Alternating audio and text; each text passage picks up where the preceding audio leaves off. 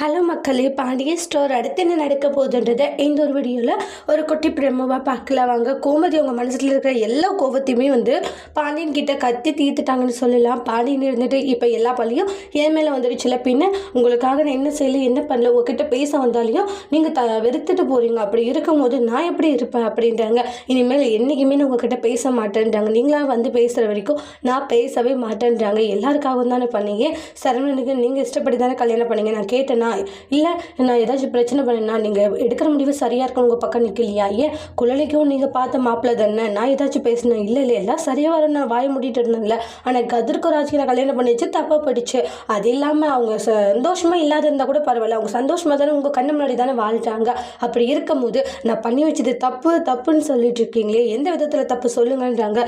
எப்பயும் நீங்கள் எடுக்கிற முடிவு தான் சரி, நான் எடுக்கிற முடிவு தப்பு இல்லையா அப்படின்றாங்க. குமுதி வாயை மூடிக்கிட்டு தான் இரண்டி அப்படின்றாங்க. நீ பேசாதிருமா, இது எங்களுக்குள்ளே இருக்கிற பிரச்சனைன்றாங்க. ஓ, இப்போ நல்லா பேச கற்றுக்கிட்டியா? ஆமாம், நான் பேச கற்றுக்கிட்டேன். இப்போ உங்களுக்கு என்ன பிரச்சனைன்றாங்க. நான் இப்படி தான் இருப்பேன், என் சுதந்திரத்துக்கு தான் நான் இருப்பேன் அப்படின்னு கோமதி இஷ்டத்துக்கு பேசுவோம். பாண்டியனுக்கு ரொம்ப கோவம் வருது. அடுத்து என்ன நடக்க போகுதுன்னு வெயிட் பண்ணி பார்க்கலாம். தேங்க்யூ.